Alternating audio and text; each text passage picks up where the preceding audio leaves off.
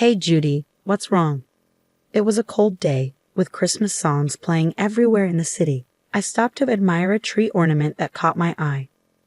My husband, his breath visible in the chilly air, turned his head to look at me from a few steps ahead.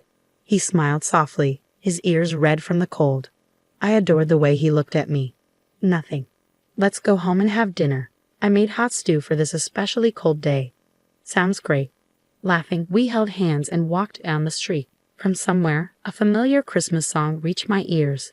My name is Judy, and what I'm about to tell you is a rather strange Christmas miracle I experienced a few years ago, along with the story leading up to it.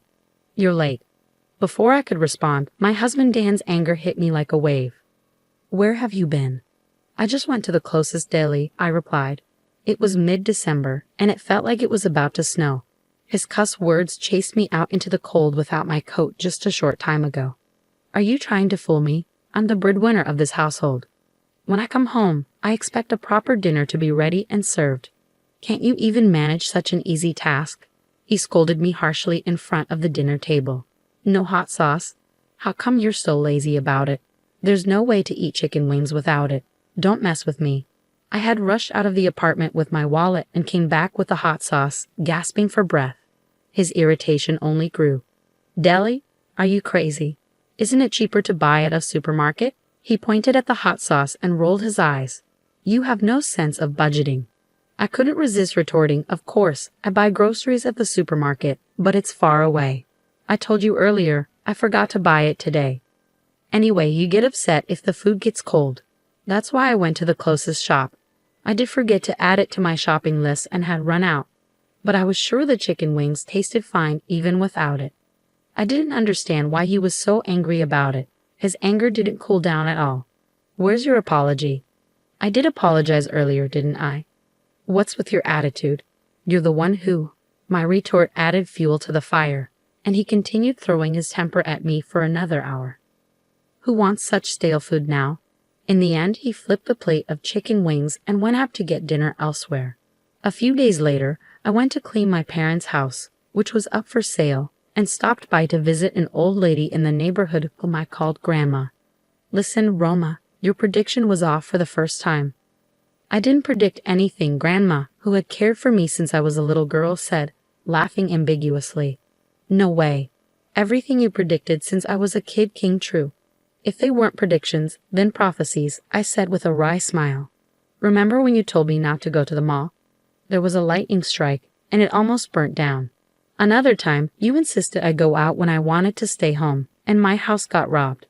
If I had been home, I would have faced the robber for sure. I still got chills remembering it. The robber was caught later with a knife in his pocket. What if I had been home that day? Grandma's predictions often came true, like she was a real prophet. Hey, Grandma. Yes.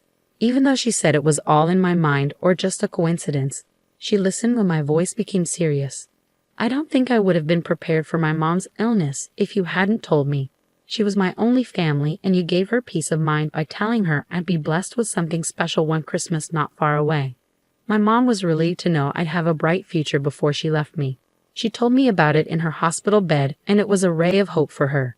Seeing her content about it was a sign of her love for me.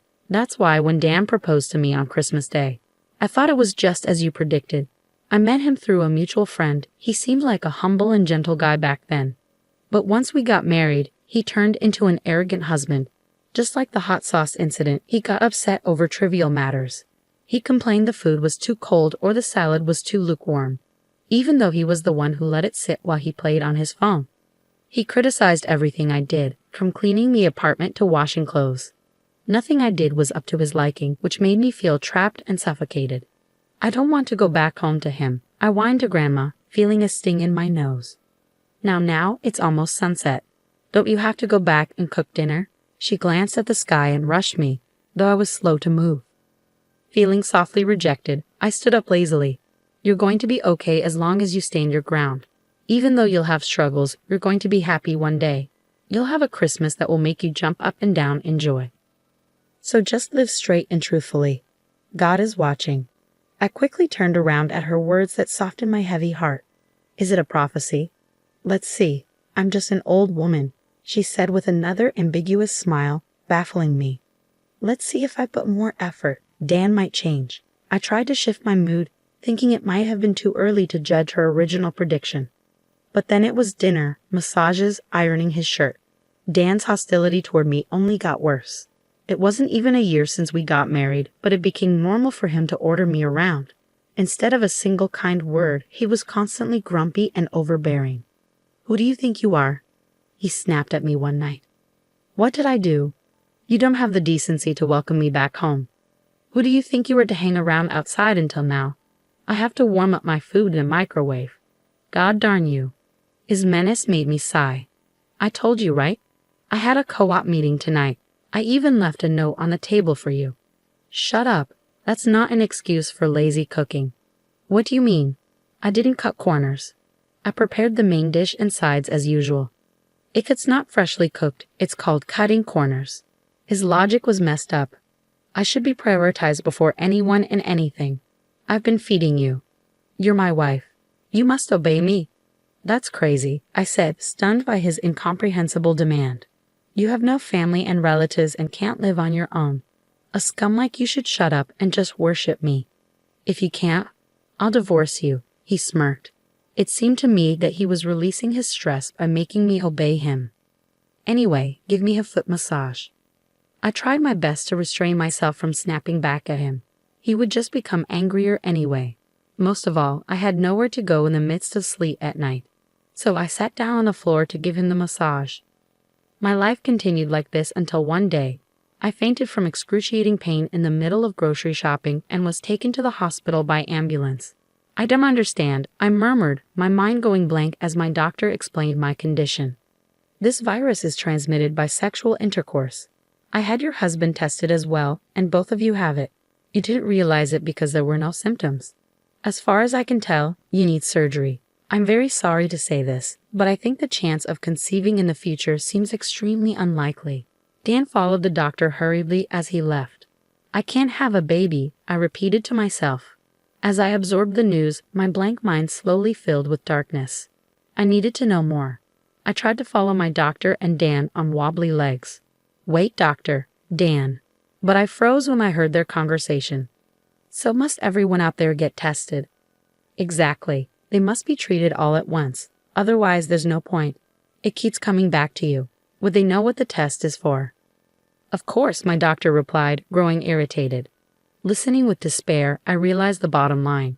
Dan had at least 3 girlfriends and was still seeing them. I complained to a picture of my mom in an empty room. I had hoped, even though he's not a good husband now, he might change once we have a baby. I kept Grandma's words about eventual happiness like a good luck charm. But I guess I was wrong. In fact, Dan seemed to only care about his own health. He was diligent about his condition but never showed any concern for me. Having lost my parents, I had a strong longing to have my own baby. I hoped for a happy family with a husband, children, and me. Tears rained down on the picture of my mom in my hands. "Mom," I sobbed, covering my mouth with my fingers. Suddenly, Dan appeared. "What are you wasting your time for? You haven't prepared dinner yet. Here are the divorce papers. This is your punishment for neglecting your master and making a fuss." He noisily entered the room and threw the papers at my head as I sat down. "You are irritatingly depressing. I'm ready to divorce you anytime, no problem for me. You are the one who's going to be in trouble, right? Instead of slacking, do your duty if you don't want a divorce." "I'm not slacking."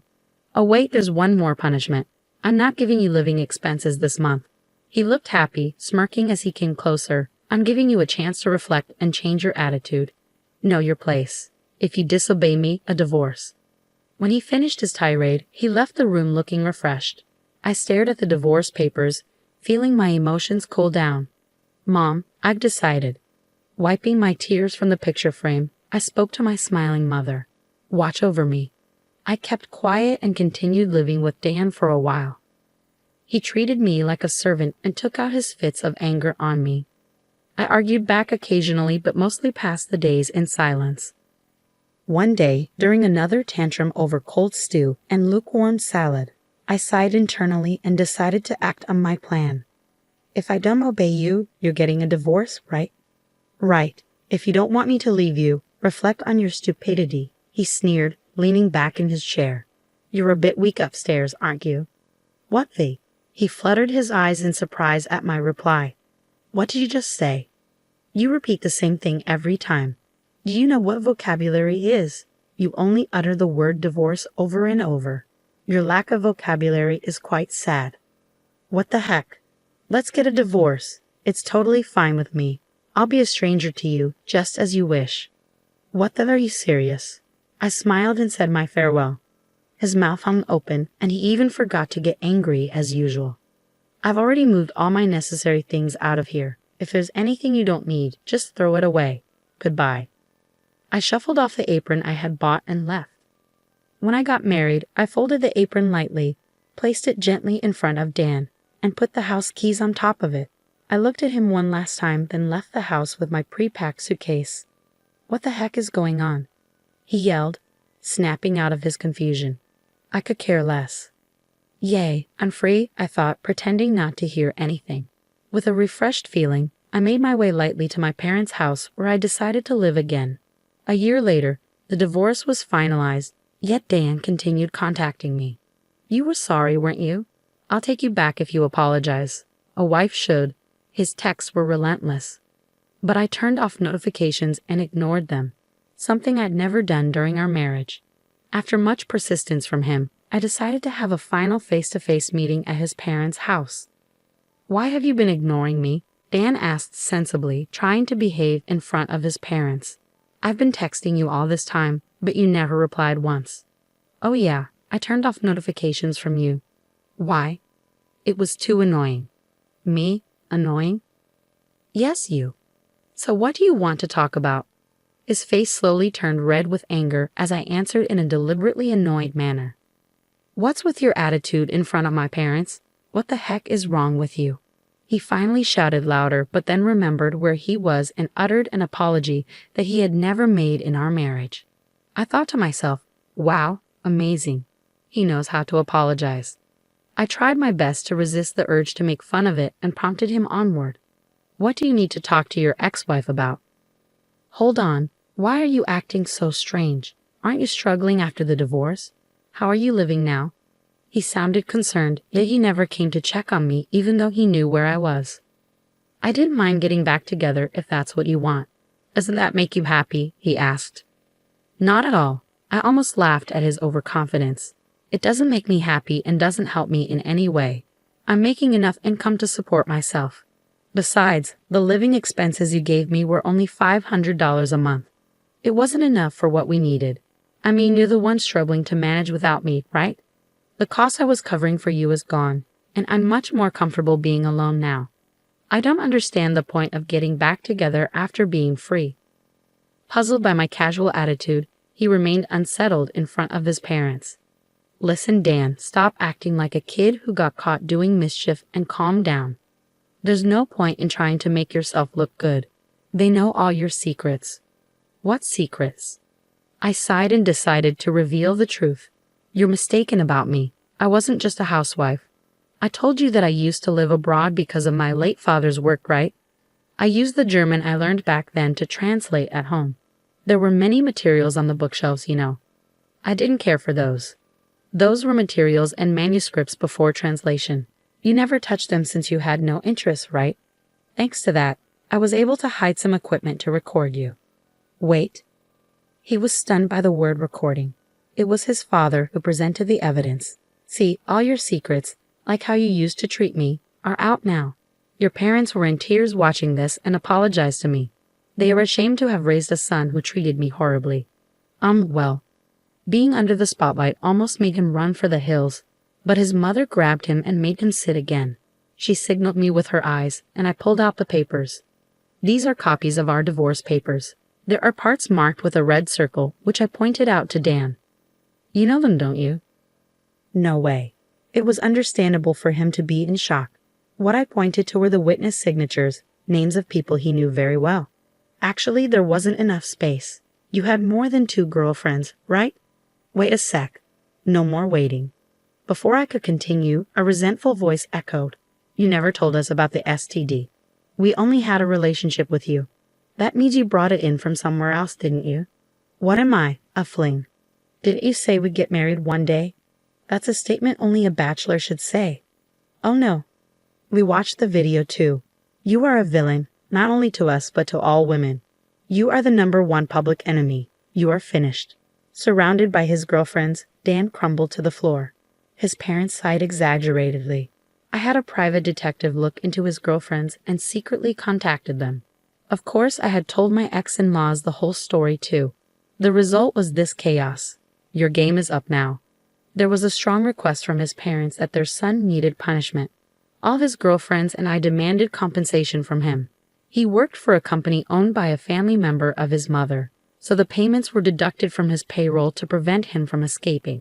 He was forcibly taken back to his parents' home and under their strict supervision faced a long period of compensation payments. 6 years have passed since then. Hey Judy, what's wrong?